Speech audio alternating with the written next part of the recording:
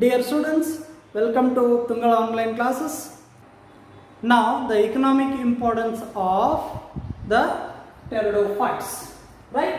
How these pteridophytes are economically so important? Majority of the pteridophytes, they are grown as an ornamental plants because of their showy, beautiful leaves itself, right? So first one is as an ornamental plants.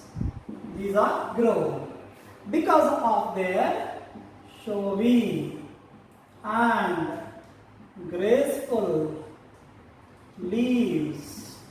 They are grown as an ornamental plants, especially in our gardens. And second one, so food in Marsilia. Sporocarp is the fruit-like structure that is formed, which is rich in starch, and that is used as the major food or the food by the tribal people. Marsilia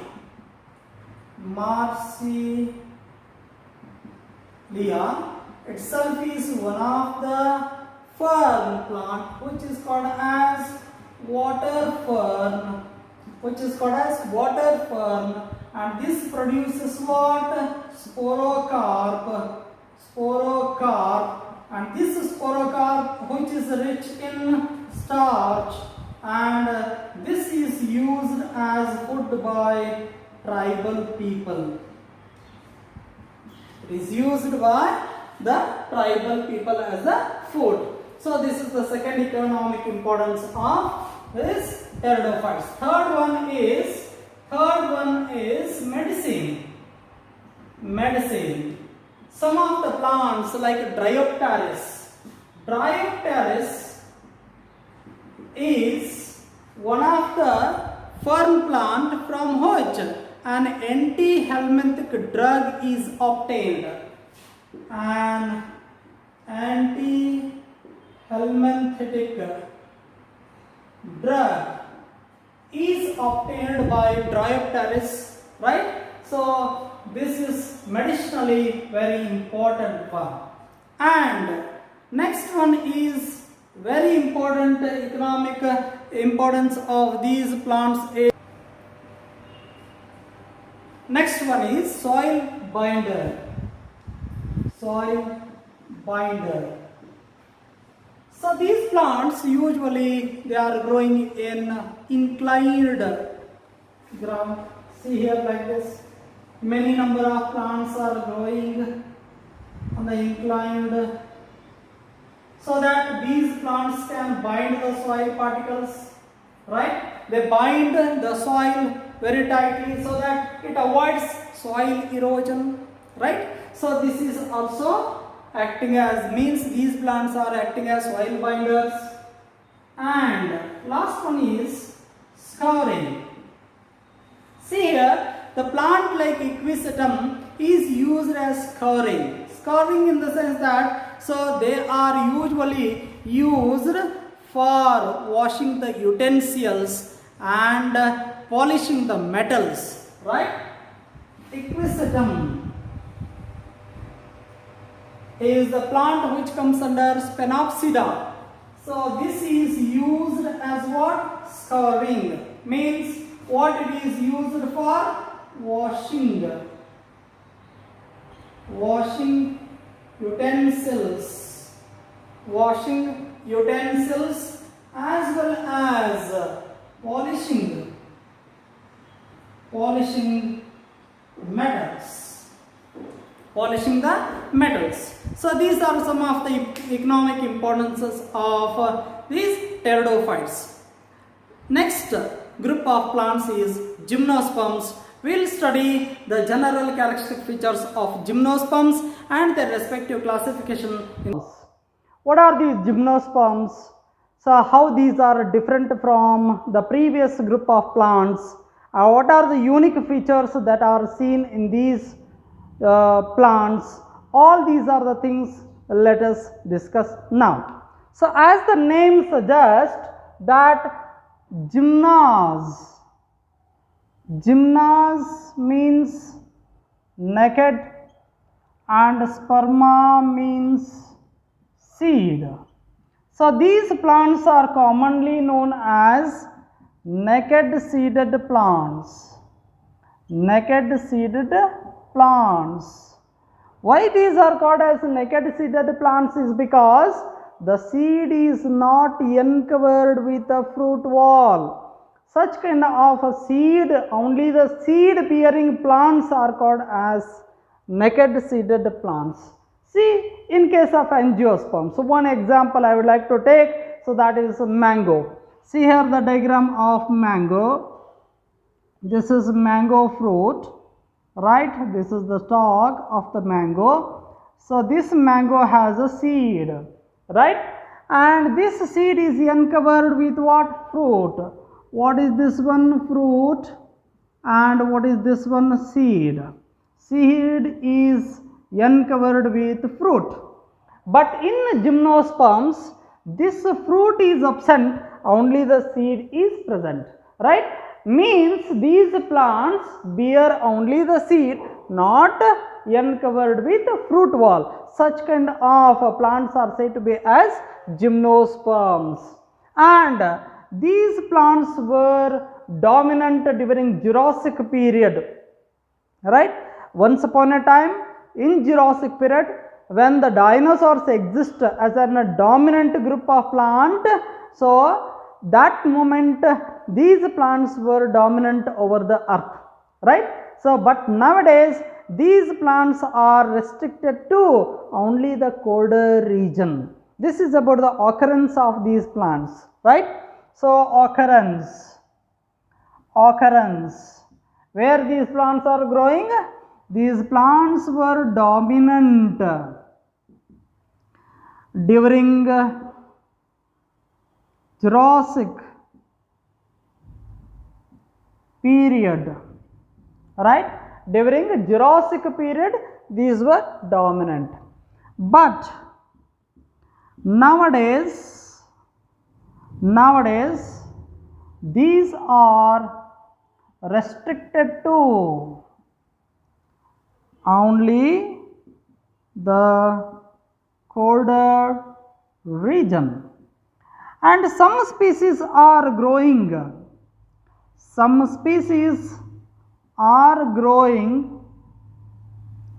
in temperate region also, right?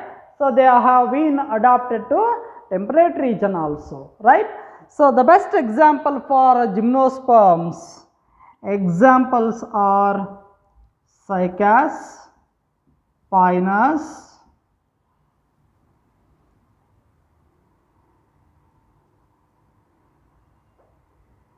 Neetum, Ginkgo biloba. So these are the best examples for these gymnosperms. Then these gymnosperms have a highest lifespan, right?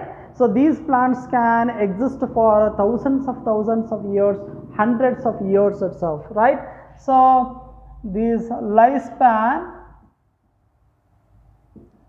is more when compared to other plant groups itself, right? So highest lifespan they have. Okay, so apart from this one of the tallest trees, these plants are in form of either shrubs or trees, right? So the tallest tree is seen in this group only. So that is Sequoia sempervirens. Sequoia sempervirens. So it is called as great redwood tree, right? So this is said to be as giant redwood tree or great redwood tree. It is called as, this is the tallest tree what we can say, right? So and this is about the introduction of these plants as well as their respective occurrence, right? So next The general characteristic features of these plants. What are the characteristic features of this plant? I mean plant body, right? How is the plant body? How is the plant body? So plant body itself is woody in nature. Woody plant body, right? So and this plant body is differentiated into root, stem as well as leaves. So this plant body itself so is basically sporophytic plant, and this sporophytic plant which is differentiated into three parts. One is roots, another one is stem and leaf.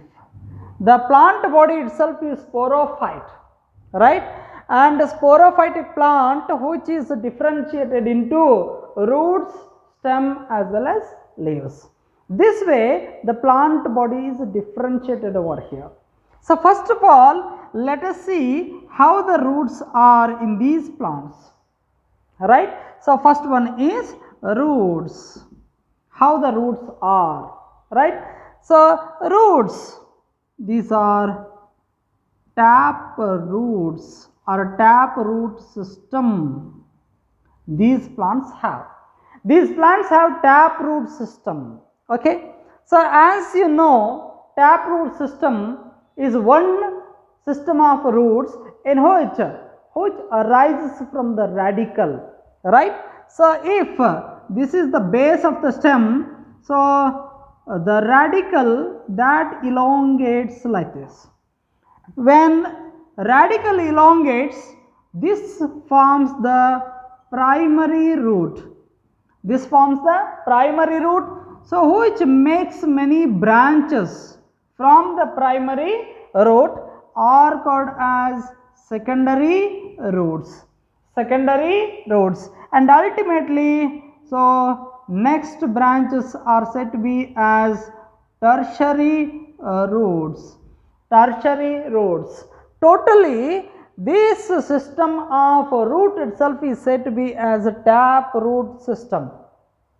This kind of tap root system is seen in case of gymnosperms. Okay, so this is one fact. So radical is the question arises. So what is this radical? So you are seeing the bean seed over here. So one branch that grows into plumule and another one into radical. This is said to be as radical and this is said to be as plumule. See there yourself. So radical which grows into or which forms the root system, and this plumule which forms shoot system. Which forms the shoot system. Like this, when this radical that elongates, it basically forms the primary root, and primary root branches to form secondary as well as tertiary root. The whole root system itself is called as what? It is tap root system, right? There are some unique features are there in the roots of different plants of these gymnosperms. Let us see now. The unique features in roots are, see here, roots of cycas plant are associated with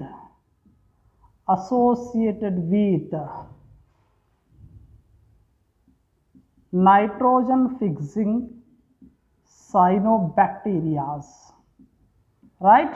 So roots of cycas plant are associated with the nitrogen fixing cyanobacteria, and those are coralloid roots. Very important term it is, right? Coralloid roots are usually seen in a cycas plant, and these roots are short structured roots which are irregular roots they are. Such kind of roots are associated with what? Cyanobacteria, nitrogen fixing cyanobacteria, and such kind of roots are called as coralloid roots, and these cyanobacteria would help in fixing the atmospheric nitrogen and provide it to the roots. That kind of association is there between these two, right? Coralloid roots is the unique feature of these gymnosperms. So one point regarding the roots. And second one, in Pinus, roots are associated with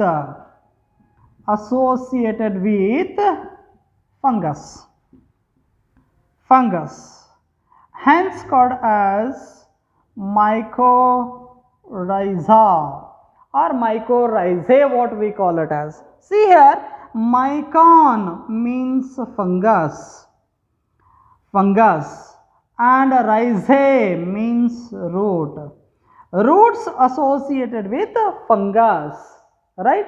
So this kind of mycorrhiza is also one kind of symbiotic life, what we call it as, right? So these are the special kind of roots what we come to know, right? So this fungus, since it is spongy, it absorbs the atmospheric moisture and provide it to the plant. So this is one more type of root associated with fungus. So this is about the importance of roots in case of gymnosperms. And how is the stem? Next characteristic feature is stem, right? Stem is woody in nature. And this stem may be branched or unbranched. So the stem may be branched or unbranched. Here example for branched stemmed gymnosperms, so they are Pinus and Cedrus are the examples. Okay, unbranched. So here cycads, which looks to be as palm trees, right? So as you know, cycads is best example over here. So one more important point to be noted over here. What is that? Neetum. How is the neetum? Neetum itself is called as woody climber. This point to be noted over here. Neetum is woody climber, right? So this kind of a stem they have. See here, in stems, branches are seen, branched stem is seen, and two types of branches that we come across over here. So here branches of a stem are of two types. What are the two types? Here branches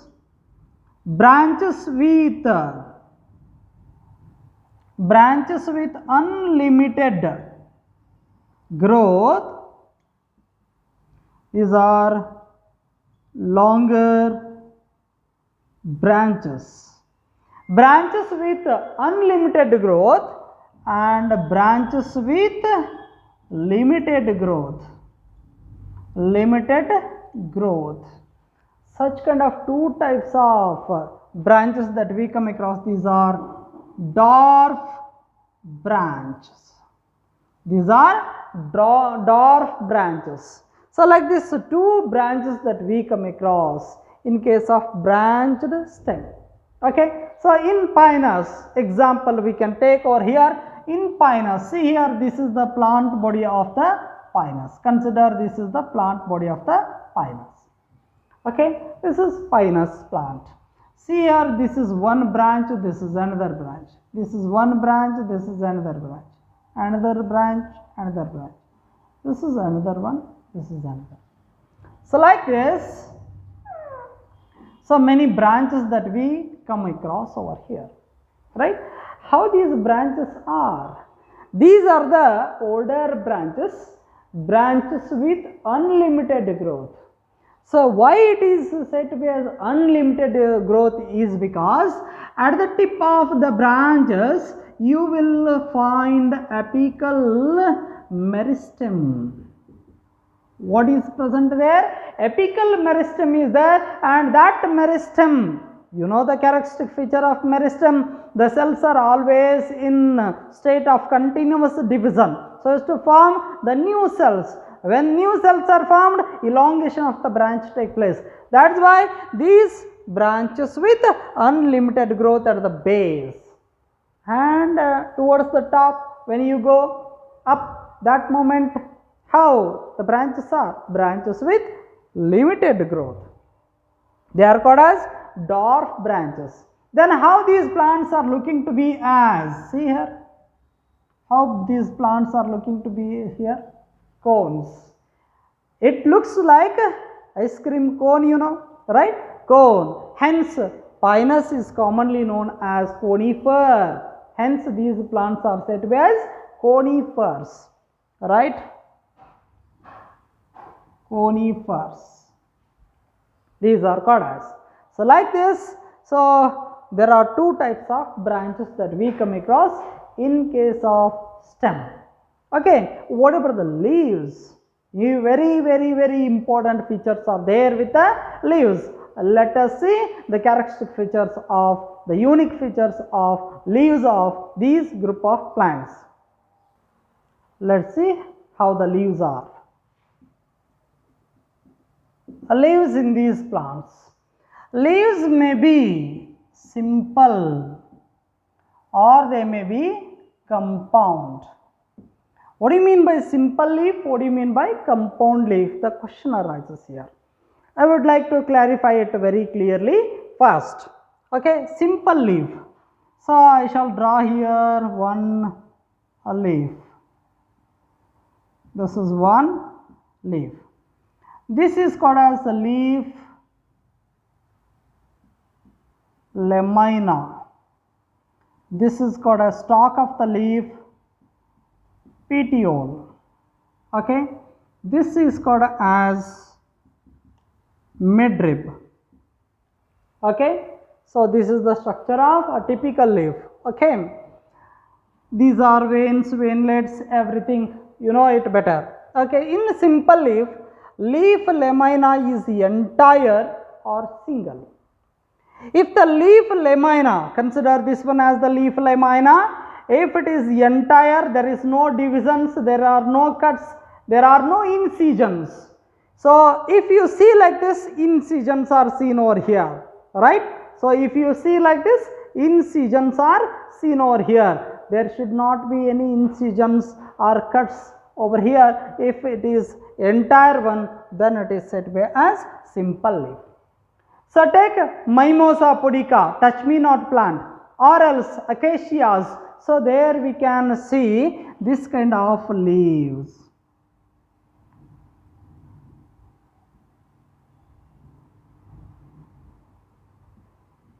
Right?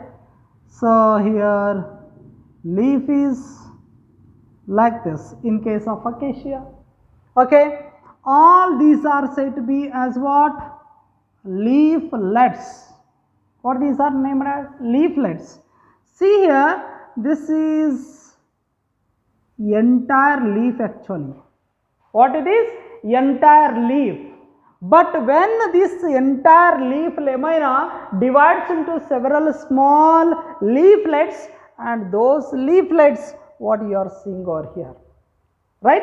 If leaflets are there, then the compound leaf it is called as. What it is known as? Compound leaf. If the leaf lamina is divided into several leaflets, then it is called as compound leaf. Okay. In case of gymnosperms, especially in case of cycas, we will see pinnately compound leaf. What kind of leaf do you find? So these are the leaves which looks to be as fronds are the leaves of coconut tree, right? The plant is also, cycas plant is also looking to be as palm trees. Cycas is having pinnately compound leaf. Pinnately compound leaf. This is pinnately compound leaf. Okay, pinnately compound leaf. Okay, pinnately compound leaf is seen in case of cycas, right? And sometimes what happens here is the incisions, the cuts, right? Cuts of what? Entire leaf lamina. Incision may reach up to the midrib or the rachis, what we call it as.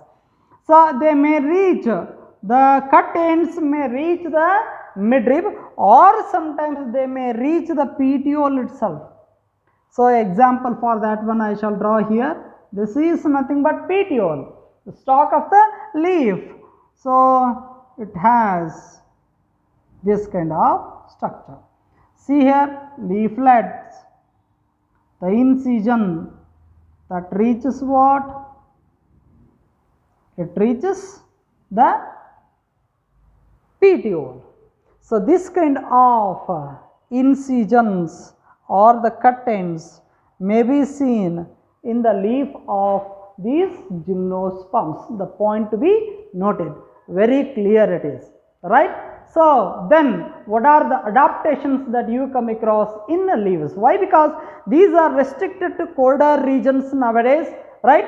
Some are adapted to temperate region. So in colder region, usually the water is very scarce. Why water is very scarce? Because of the water which contains or which is converted into ice itself, because of less temperature, colder regions, right? So there the availability of water is too less. That's why plants have to make some of the adaptations so as to check the transpiration, right? So that is also very important over here. What are the adaptations?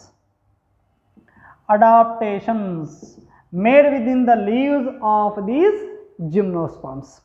So what are the adaptations? First of all, in Pinus, how the leaf is? Leaf is needle like. Needle you can understand. Needle like, very thin needle like. So leaves are seen in case of Pinus. So that what happens? If it is needle like, then it reduces surface area of leaf itself. When it reduces the surface area of the leaf, so the evaporation of water becomes less, means it checks transpiration. Okay, so in Pinus, this is one modification in Pinus. And the next one, in Cycas, the leaves are leathery. Now leathery leaves are seen over here in case of Cycas. In the same way, one more adaptation is seen over here. So thick cuticle is seen in these plants. Thick cuticle so does not allow the evaporation of water itself, right? That is also one more adaptation made by these plants, right? Thick cuticle. Along with this one, sunken stomata, right? Sunken stomata in the sense that, so you know, at the upper side as well as lower side of the leaf, there is one group of cells that makes one particular tissue or the structure. What is that? Epidermis. Upper epidermis as well as lower epidermis you will find in leaves. Okay, so there epidermis is multi-layered and these sunken stomata are present in the innermost layer of the epidermis. And these are open during night. They are closed during daytime, so as to check the transpiration. If they open during daytime, due to high temperature, the evaporation of water that take place. Okay, so you might know the epidermis as well as these stomatas in the leaf. This is nothing but stomata or stoma. Okay, stoma is open now, that is why evaporation of water may take place. If they close, evaporation of water doesn't take place. That's why, so sunken stomatas are also one kind of adaptations in case of these gymnosperms. And in plants like biloba,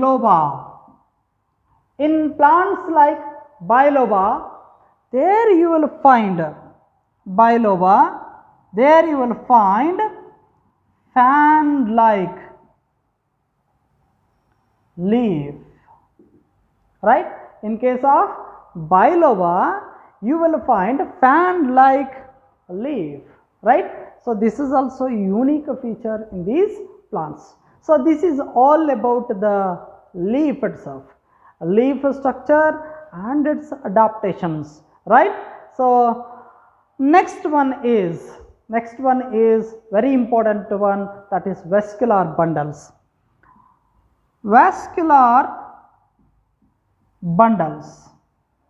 These vascular bundles are well developed in these plants, right? So primitive vascular bundles were seen in case of pteridophytes, right? So little more highly evolved, so vascular bundles are seen in these cases, that is in case of gymnosperms. Means here xylem as well as phloem are well developed one. In xylem vessels are absent.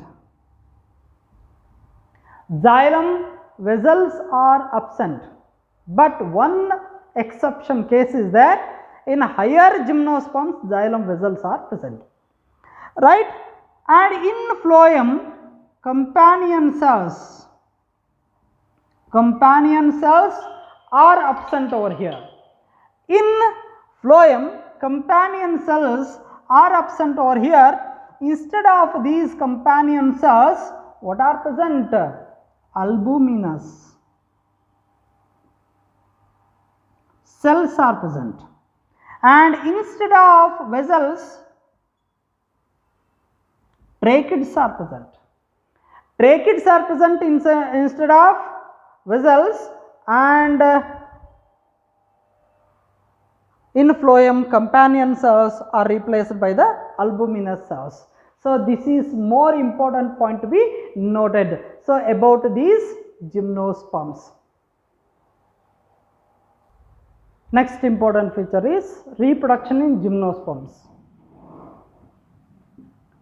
Reproduction in gymnosperms has unique feature. Okay, see here, these plants may be monoecious and sometimes dioecious. Monoecious means these are bisexual and these are unisexual. Here you will find male plant separately and female plant separately. Here bisexual means only one plant contains both sex organs. It contains both the sex organs within it, right? Such kind of plants are said to be as monoecious, and this is dioecious. Dioecious means unisexual, either male sex organ or female sex organ having a single plants are seen over here. So this is the fact what you should know. Monoecious best example is pinus and dioecious cycas. We consider here cycas plant for explanation of this, the reproduction itself, right? Here male plant, already I have told you,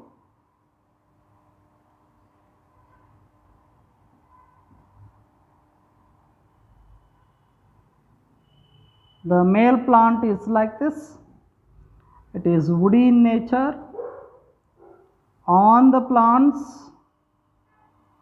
you will find the scars over here. Okay, these are called as scars. These plants have pinnately compound leaves. Okay, these plants have pinnately compound leaves. These plants have pinnately compound leaves, and you will find cones here, or these are also called as strobilus. Cones are also known as strobilus. These cones are the major reproductive structures. Here, this is male plant. In the same way, another one is female plant is present over here. See here, male plant produces male cone, and female plant produces female cone. Male cone, which is 40 to 60 centimeter in length, right? See here, this is like this, and this male cone on its axis means this is cylindrical in nature. Okay, on the axis of this cone, many number of microsporophylls are grown, right? So what these structures are? Microsporophylls. You know what are microsporophylls? Okay, so these are the specialized leaf which bear spores, and especially these are the specialized leaves which bears microspores. Okay, so these bear microspores. They bear microspores over here, right? And you came to know this one. This is nothing but male cone, and which is born on the plant or the tree itself, cycas tree, right? So cones are the male cones. This is male cone which bears microsporophylls, leaves which bear spores. So and these microsporophylls bears microspores. But so when we see only one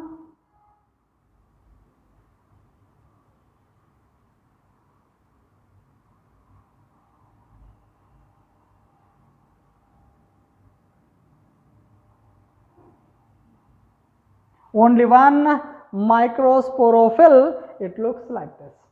And this microsporophyll which contains sporangia, microsporangia, which contains microsporangia.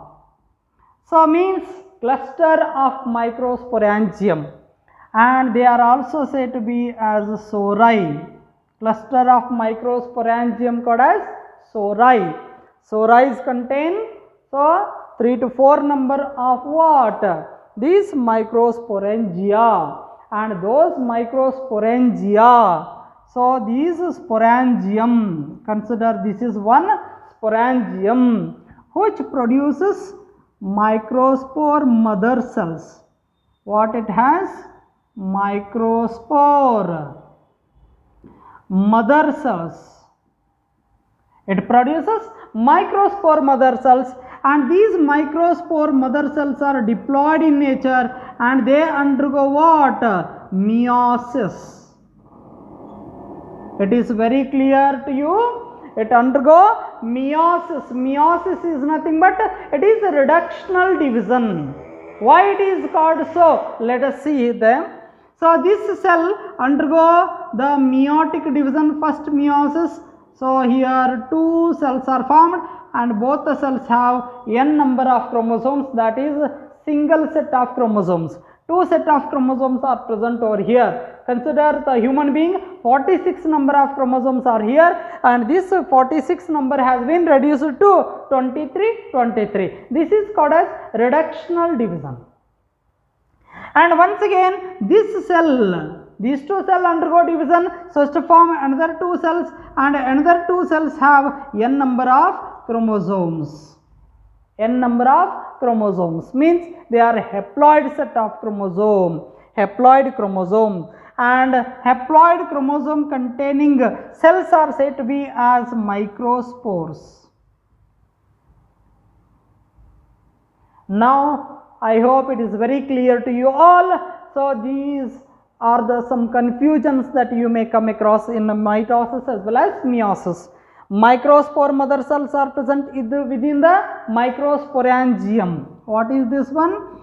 Microsporangium. And these mother cells undergo meiotic division so as to form 4 microspores. Okay, so this is how what are formed? Microspores are formed and these microspores are highly reduced. They are highly reduced, right? These are highly reduced one and these form pollen grains. Pollen grains or male gametophytes, these are called as, what these are called as? Pollen grains are also known as male gametophytes. These are called as male gametophytes. Okay, now microspores form male gametophytes. They are called as pollen grains. Pollen grains contains male gametes. Now the male gametes are ready. What about the female gamete? Right? It should be there in the archegonia. Let us see the female cone. See here on the axis there the microsporophylls are formed. Right? So these form the entire strobilus or cone over here. In the same way there might be what? Female cone in the female plant. In female plant you will find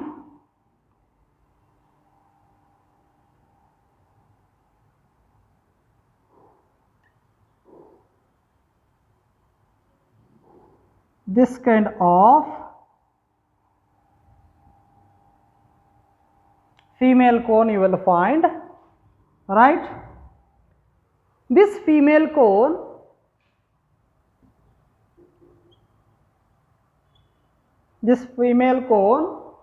so is made up of what? Megasporangium. It contains what? Megasporangium. Okay, here in female cone megasporangium is present. In so male cone microsporangium is present. Means in male cone microsporophylls are there. This is called as megasporophyll. That bears megasporangium and this megasporangium is integumented. What kind of megasporangium it is? Integumented. What is integument? Right? So later it becomes the seed coat, remember. The structure integument becomes the seed coat. Okay, that is nothing but integumented.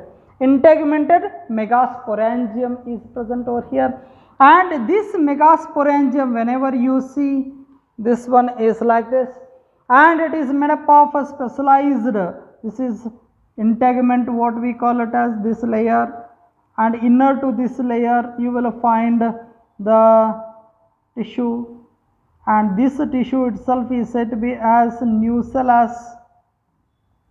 What it is called as? Nucellus.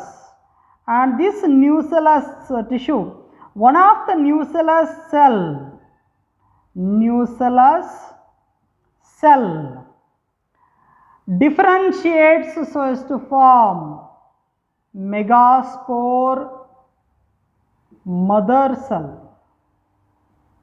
What it forms? Megaspore mother cell. One nucellus cell, right? It differentiates so as to form megaspore mother cell. Consider this one is megaspore mother cell. Okay, megaspore mother cell is formed over here, and that megaspore mother cell itself is present in the nucellus tissue, and this nucellus, what I am calling it as, is the nutritive tissue. It is the nutritive tissue, means it is the food for the developing embryo, right?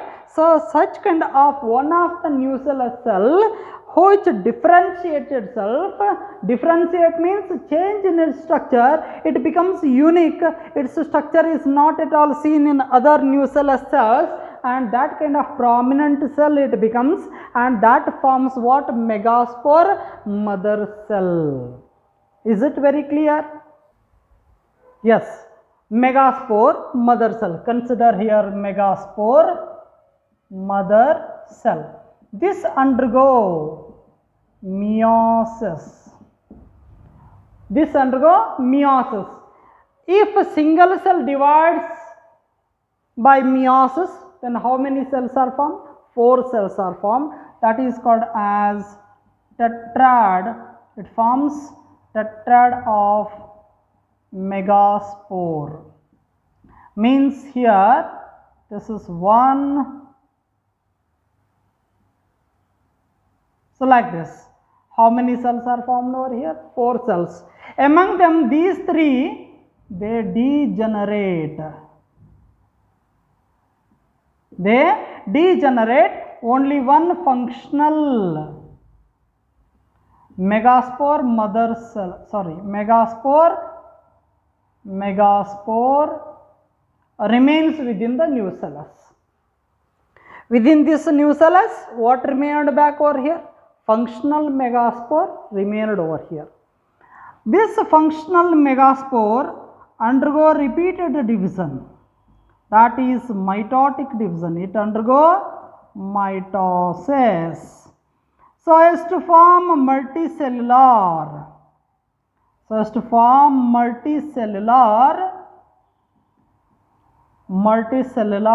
female gametophyte. What it forms? Multicellular female gametophyte is formed within the megasporangium itself.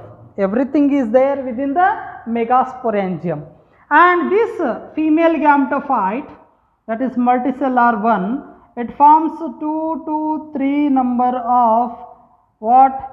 Archegonium, right? What are formed? Archegonium are formed. Where they are formed? Within the nucellus tissue only, right? Archegonium are formed, and in this megasporangium, archegonia are formed over here, and this megasporangium has one small hole that is called as micropyle. There is one opening called as micropyle, right? So this is the thing what you should understand. So here is micropyle. Consider there is micropyle.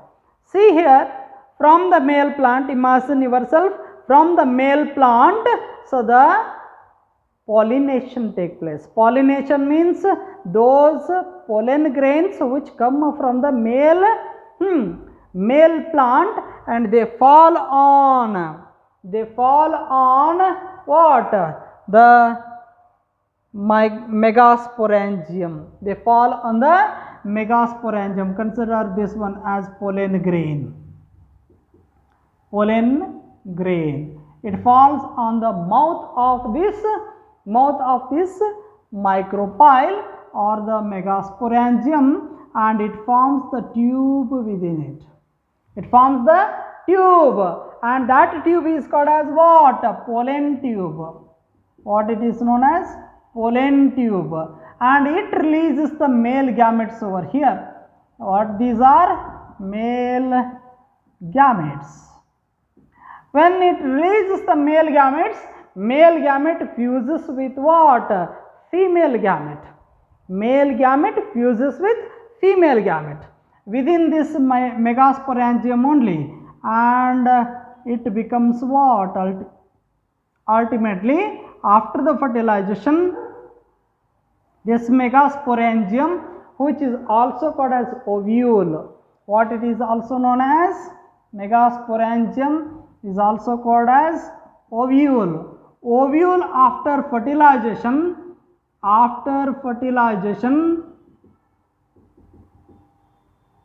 it becomes seed. What it becomes? Seed. Now what it is formed? What it formed? This is nothing but seed. Okay. This seed is not uncovered with what? It is not uncovered with any of the fruit wall. Hence, such kind of naked seeds are born on these specialized plants called as gymnosperms. Hence, these are called as naked seeded plants, that is gymnosperms. One more point to be noted over here, that is the male gametes containing male gametophytes, they are pollen grains which come from the male plant towards the female plant. They must come. And how do they come? There is no need of any water over here, so they do not depend on water over here. By air current only they come and fall on the mouth of the micropyle itself. At the micropyle they fall and they form pollen tube, and pollen tube releases male gametes into the so megasporangium, and ultimately male and female gametes fuse themselves so as to form the zygote, and that is nothing but a seed it forms ultimately after fertilization, and this megasporangium itself is said to be as what? Ovule. After fertilization ovule becomes seed. These are naked seeded